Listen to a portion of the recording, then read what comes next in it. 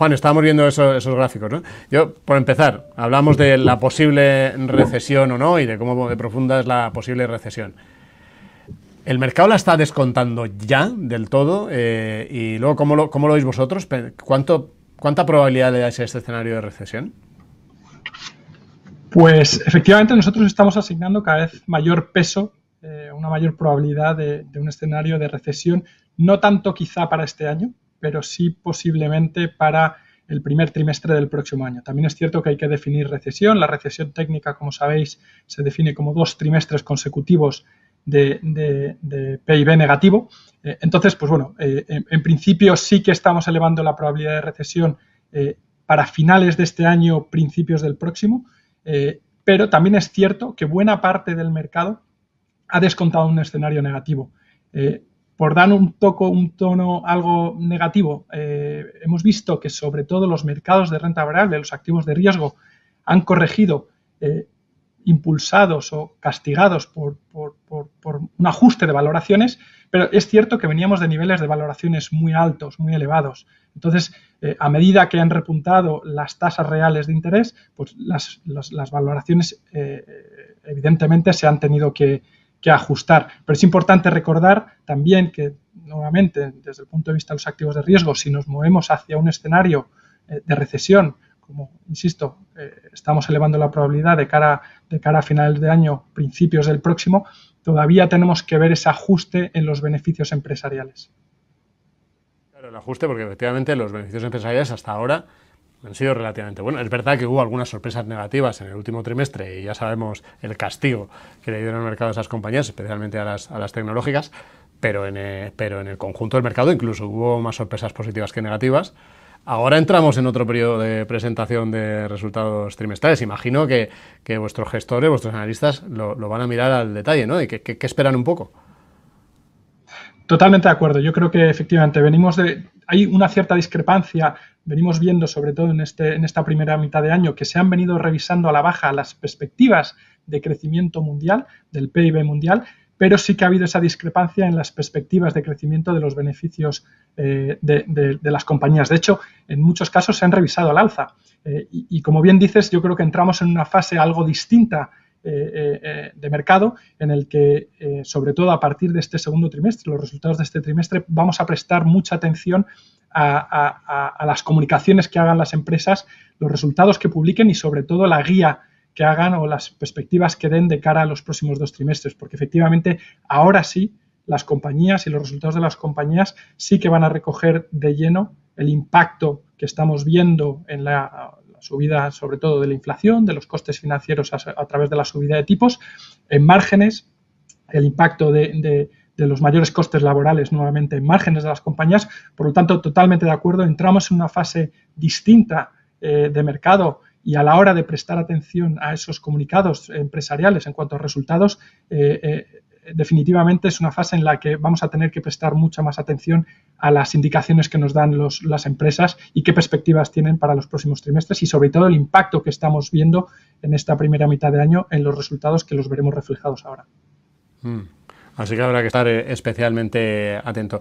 Le preguntaba al anterior invitado si desde el punto de vista de sentimiento en renta variable, si no habíamos tocado el mínimo, y te quería preguntar a ti, ¿tú crees que en sentimiento, desde el punto de vista de vosotros que habláis con muchísimos clientes, institucionales además, grandes gestores, ¿pensáis que en renta fija, en sentimiento, sí podemos haber tocado el máximo de pesimismo? Yo creo que en ciertas áreas de la renta fija sí, totalmente. Creo que sí que hay ciertos bolsas dentro de la renta fija donde podemos empezar a encontrar más valor y ahí yo creo que me trasladaría sobre todo a la parte de investment grade, la parte de grado de inversión, en la parte de crédito y en algunos segmentos de la curva en la parte de duración. Pero en su conjunto, dentro de la renta fija, yo creo que si nos movemos hacia un escenario en el que vemos una mayor probabilidad de recesión, hay áreas de la renta fija, como quizá el high yield, especialmente el high yield, donde vemos menor calidad crediticia, incluso dentro del high yield bajando la calidad crediticia, aunque sí que hemos visto ese aumento de los diferenciales y hemos visto que los yields que ofrecen, la rentabilidad que ofrecen estas compañías de high yield, están descontando quizá, o todavía no están descontando quizá, un escenario lo más pesimista posible. Eso significaría que veríamos un repunte de las tasas de quiebra de algunas compañías y en ese segmento de high yield posiblemente todavía debamos ver algo más de volatilidad.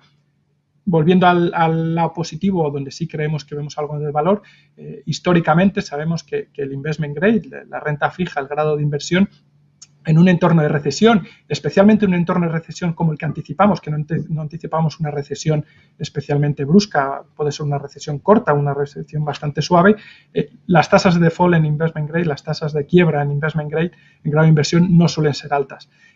A los niveles de TIRS o las rentabilidades que nos ofrecen ahora mismo el investment grade y la ampliación de spreads que hemos visto, la ampliación de diferenciales en investment grade, yo creo que sí que puede empezar a ser un área de mercado, un área de la renta fija, donde podemos empezar a tomar posiciones, porque sí que la rentabilidad riesgo, el binomio rentabilidad riesgo que ofrece, empieza a ser atractivo.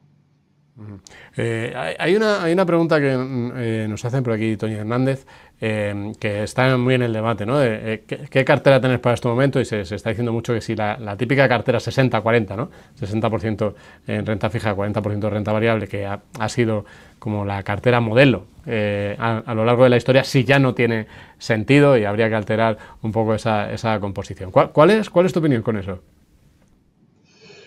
Al final, yo creo que depende mucho del horizonte de inversión del cliente y del apetito de riesgo que quiera asumir. Yo creo que las carteras 60-40 siguen teniendo un atractivo especial, siguen ofreciendo esa diversificación, que quizá sí es cierto que en estos primeros 6 meses del año, por esa mayor inflación, por ese nuevo régimen de subidas de tipos, buena parte o la correlación que ha existido entre la renta fija y la renta variable, pues ha castigado este tipo de carteras. Pero bueno, nuevamente, si miramos a periodos, a horizontes de inversión de 3-5 años, hemos visto que esos ajustes en valoraciones en la renta variable, que quizá todavía podamos ver algo más de volatilidad porque tenemos que ver el ajuste en los resultados, pero en la parte de renta fija entramos nuevamente en un entorno en que quizá la renta fija, sobre todo en esa parte de investment grade, nos puede ofrecer esa protección que no nos ha ofrecido en los últimos 6 meses. Entonces, como comentaba Ralph antes, yo creo que hacer timing en el mercado en estas condiciones es muy, muy complejo. Creo que es importante siempre poner en perspectiva nuestro horizonte de inversión, nuestro perfil de riesgo,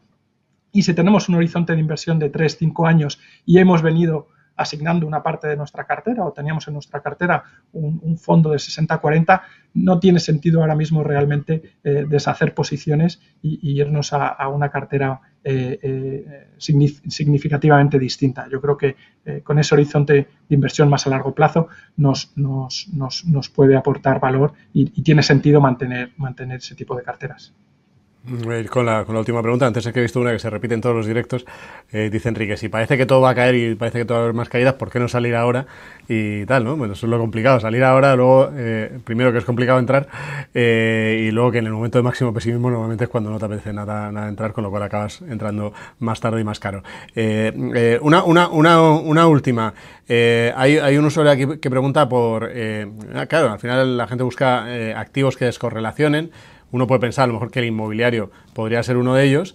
Sin embargo, por ejemplo, los fondos inmobiliarios también han caído, ¿no? Vosotros tenéis también fondos inmobiliarios. ¿Cómo estáis viendo este activo? Es un activo en el que hemos visto mucha demanda a lo largo del año, es un activo que nos gusta en este entorno.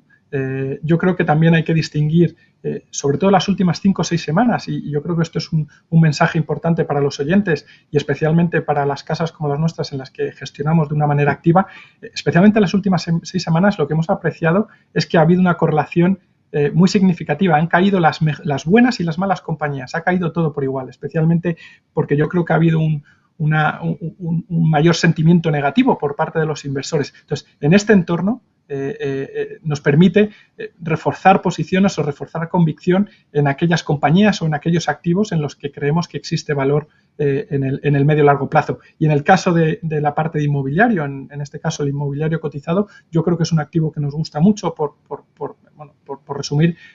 Razones pueden ser, uno, que evidentemente son compañías siendo selectivos, que se gestionan de una manera muy profesional. Es un activo que nos permite diversificar dentro del sector inmobiliario, no necesariamente es la parte residencial, podemos estar en la parte de oficinas, podemos estar en la parte de logística, podemos estar en la parte comercial si encontramos oportunidades. Y la segunda razón, o una tercera razón, es que el subyacente dentro del activo inmobiliario cotizado es un activo real, es un inmueble, es un activo logístico, es una oficina y evidentemente en un entorno inflacionista en el que estamos asistiendo con tasas de inflación cercanas al doble dígito, al final estamos comprando un activo subyacente. Aunque cotiza en bolsa y en el corto plazo puede tener esa correlación con los movimientos de los mercados bursátiles, en el medio y largo plazo estamos comprando un activo real.